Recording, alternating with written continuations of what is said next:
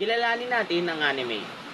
Ang anime ay ang tawag sa estilo ng pagguhit at animasyon na nagmula sa bansang Hapon. Sa limitadong kahulugan, tinutukoy lang ng salitang ito ang lahat ng mga pagguhit at animasyon mula sa Hapon. Ang salitang anime ay pinaikli mula sa salitang animasyon, isang hiram na salita sa wikang Ingles na animation. Ngayon, inalalabas ang mga anime bilang mga serye sa telebisyon, sa mga sinihan, sa bahay, pati na rin online. Madalas isinasa-anime ang mga sikat na serye ng manga, soap novels, at video games. Bagamat meron ding mga ginagawang orihinal sa industriya. Ngayon naman ay tatalakayin natin ang paglitaw ng animation sa mundo. Noong 1908, nilikha ni Emily Cole ang Phantasmagorie. Ang unang animated na pelikula gamit ang hand-drawn animation. At itinuturing ng mga historiador na pelikula na ito ang unang animated na cartoon. Noong 1990 naman, si Felice Tacat, madalas na itinuturing na unang animated na bituin sa pelikula ay nilikha ni na Pug Sullivan at Otto Mesmer noong panahon ng tahimik na pelikula. Si Felix Tacat ay sikat na nakikita na may mga kamay sa likod, nakayuko ang ulo at malalim ang iniisip. At ang panghuli, noong 1928, ang batang Walt Disney ay nagtatrabaho sa kanyang Laugh or Ground Film Studio sa Kansas City, Missouri. Pagkatapos ay gumawa ng ilang maliliit na pagbabago sa kanyang unang pangunahing karakter, si Oswald the Lucky Rabbit, ang karakter ni Mickey Mouse ay ipinanganak. Gumawa ng kasaysayan ang Disney nang gumawa siya ng Steamboat Willie, ang unang cartoon animation na may nakasynchronize na tunog. Ngayon naman, ang pagsilang ng anime. Marami ng Japanese animation ang naisimula noong 1917 sa mga nagdaang dekada. Dahil sa impluwensya ng mga cartoon animation mula sa kanluran gaya ng Walt Disney ay labis na naimpluwensyahan ang mga Hapon. So, sino nga ba ang nagpasimula ng anime? Osamu Tezuka. Yes, si Osamu Tezuka ang nagpasimula ng anime. So, kilalanin natin si Osamu Tezuka ayon sa mga historians na tagahangang may kaalaman sa larangang ito. Si Tezuka ang talaga nagpasimula ng anime at manga at maraming patunay dito. Si Tezuka rin ang unang nagtagumpay na nag-produce ng matagumpay na animation na kilala sa buong mundo, ang Tetsuwan Atomu o mas kilalang bilang Astro Boy. Mga naging popular na anime. Narito ang mga halimbawa ng mga anime na sumikat, naging pamilyar, at naging popular sa buong mundo at dito na rin sa Pilipinas, noon at pati na rin ngayon. Magsimula muna tayo sa mga old animes. Una na dyan ang Astro Boy, 1952. Ang Astro Boy na isa sa unang nailabas na anime mula sa Japan, nagawa ni Osamu Tezuka.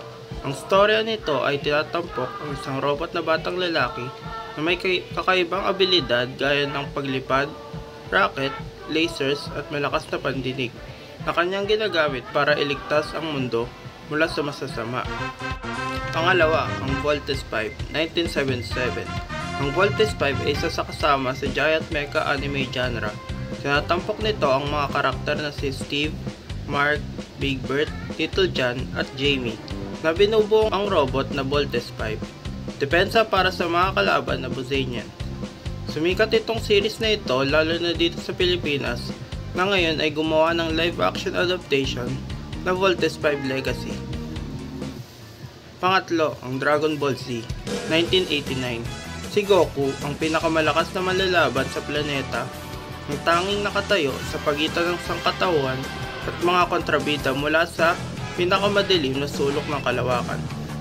Kasama sa labanan ng Z-Fighters, naglalakbay si Goku sa malalayong kaharian para hanapin ang maiwagang kapangyarihan ng 7 Dragon Ball. At marami pang iba na tumatak sa mga manonood noong mga nagdaang dekada. Mga makabagong anime. Naruto. Naruto ay isang kwento tungkol kay Naruto Uzumaki, isang batang ninja na nagnanais sa pagkilala mula sa kanyang mga kasamahan at nangangarap na maging Hokage, ang pinuno ng kanyang layon. Black Clover. Ang kwento ay naganap sa isang mundo kung saan ang mga tao ay pinanganak na may kakayahang gumamit ng kapangyarihan. Si Asta, isang batang lalaki na walang anumang kapangyarihan, ngunit binigyan ng isang pambihirang remote na nagbibigay sa kanya ng kakayahan laban sa mga mahika.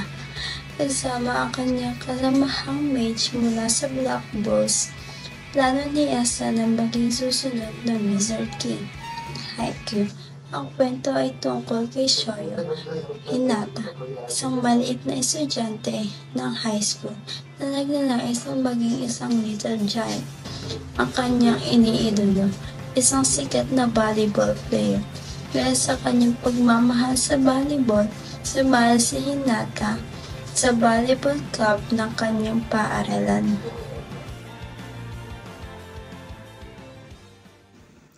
Pinagkaiba ng cartoon sa anime. Bagamat ang anime at ang cartoon ay produkto ng animations na halos similar lang, may pagkakaiba pa rin sa bawat aspeto nitong dalawa. Una, termino. Sa Hapon, ang anime ay isa lamang pinaikling salita ng animation, isa lamang itong pagkilala ng mga Hapon sining na ito. Ang salitang cartoon naman ay nagmula sa salitang Italya na cartone o papel sa Tagalog dahil ang mga cartoon sketch ay karaniwang sinusulat sa matigas na papel. Pangalawa, origin. Ang mga anime series ay karaniwan na nagmula sa bansang Japan at ang cartoons naman ay karaniwang nagmula sa mga western countries gaya ng US. Pangatlo, target audience. Ang cartoons ay mas nagiging prioridad ang mga bata, ngunit ang anime ay pwede sa lahat, pati na rin matanda.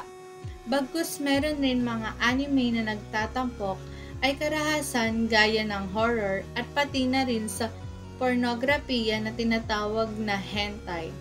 Kaya hindi lahat ng anime ay pwede sa bata.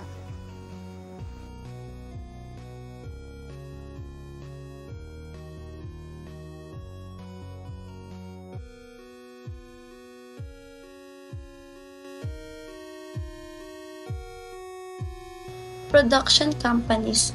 Sa kasalukuyan, ang industriya ng anime ay binubuo ng 430 production companies, kabilang ang mga pangunahing kumpanya tulad ng Toei Animation, Gainax, Madhouse, Gonzo, Sunrise, Bones, TMS Entertainment, Nippon Animation, PA Works, Studio Pierrot, Production IG, Ufotable, and Studio Ghibli na naorganisa into a trade association na tinatawag na The Association of Japanese Animation. Hindi lamang anime series ang produkto ng anime. Pwede ka rin bumili ng mga merchandise ng mga gusto mong anime, katulad ng figurines. Halimbawa na dyan ang isa sa sikat na mecha anime ng Japan, gaya ng Gundam.